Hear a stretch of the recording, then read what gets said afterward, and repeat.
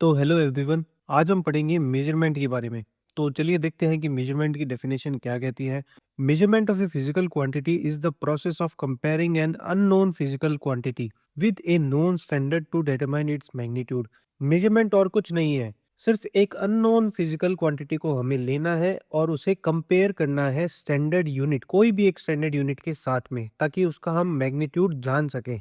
दूसरे शब्दों में अगर मैं इसे कहना चाहूँ तो ये होगा कि कोई फिजिकल क्वांटिटी किसी चूजन यूनिट की कितनी गुना है, ये हमें मेजरमेंट बताता है। एग्जाम्पल के तौर पे जब हम कहते हैं कि एक रॉड की लेंथ 5 मीटर है, तो इसका मतलब ये है कि वो रॉड स्टैंडर्ड मीटर की 5 गुना लेंथ के बराबर है। तो आई होप मैंने आपको मेजरमेंट का टॉपिक बहुत अच्छी तरीके से समझाया है। अब हम बात करेंगे essential parts of A measurement के बारे में। अब एक फिजिकल क्वांटिटी का जो मेजरमेंट है उसको एक्सप्रेस करने के लिए हमें दो चीजों की आवश्यकता पड़ती है। पहली चीज, या तो आप उसको न्यूमेरिकल वैल्यू कह सकते हो या फिर उसको आप मैग्नीट्यूड कह सकते हो क्वांटिटी का। दूसरी चीज, यूनिट। हम उस क्वांटिटी को कौन सी यूनिट में एक्सप्रेस करने जा रहे हैं उसकी भी हमें आवश्यकता पड़ती है। तो इस प्रकार हर एक मेजरमेंट के पास दो पार्ट्स होते हैं, पहला न्यूमेरिकल वैल्यू और दूसरा यूनिट। तो हम कह सकते हैं कि एक फिजिकल क्वांटिटी का मेजरमेंट क्या होगा, numerical value multiplied by unit. चलिए मान लेते हैं कि हमारे पास में एक फिजिकल क्वांटिटी है जिसको हमने क्यू से रिप्रेजेंट किया है। तो उसकी जो न्यूमेरिकल वैल्यू है उसको हम एन से डिनोट करेंगे और यूनिट को यू से। तो हमारा रिलेशन बन के आ जाएगा क्यू बराबर एन यू। यहाँ पे एन क्या है, न्यूमेरिकल वैल्यू, यू क्या है, यूनिट, क्यू क्या है, फिजिकल क्वांटिटी। एग्जाम्पल के तौर पे हम कहते हैं कि लेंथ 20 मीटर है, तो इसमें 20 क्या है, न्यूमेरिकल वैल्यू, मीटर क्या है, यूनिट है उसका।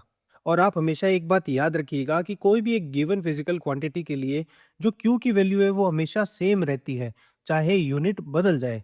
तो इस प्रकार हमारा ऊपर वाला रिलेशन अब क्या बन जाएगा, Q equals N U equals constant. मतलब कि एन और यू की ये जो वैल्यू है ये कांस्टेंट रहेगी। तो इस प्रकार हम क्या कह सकते हैं कि एक गिवन फिजिकल क्वांटिटी के लिए जो उसकी न्यूमेरिकल वैल्यू का प्रोडक्ट है और यूनिट है वो हमेशा कांस्टेंट रहता है। तो इसका मतलब ये हो गया कि हमारी जो एक्चुअल फिजिकल क्वांटिटी है वो कभी बदलती नहीं है, सिर्फ और सिर्फ उसका न्यूमेरिकल वैल्यू या यूनिट बदलता है जब हम किसी डिफरेंट यूनिट को चूज करते हैं। तो चलिए अब हम एक सैंपल प्रॉब्लम की तरफ देखते हैं।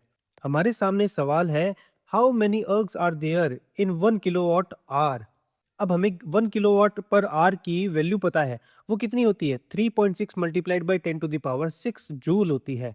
और हमें ये भी पता है कि 1 जूल की जो वैल्यू होती है वो 10 टू द पावर 7 अर्ग होती है। तो अगर इस वैल्यू को हम ऊपर वाली इक्वेशन में पुट करते हैं तो हमारी वैल्यू कुछ इस प्रकार बन जाती है और इसको सॉल्व करने पे हमें ये मिलता है। तो इससे क्या सीखने को मिलता है, इससे हमें ये सीखने को मिलता है कि यूनिट की वैल्यू अगर हम चेंज कर दे तो उसका असर न्यूमेरिकल पार्ट पे हमें देखने को मिलता है। या तो न्यूमेरिकल पार्ट बड़ा हो जाएगा या फिर न्यूमेरिकल पार्ट छोटा हो जाएगा।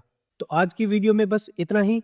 कल हम पढ़ेंगे relation between numerical value and unit के बारे में।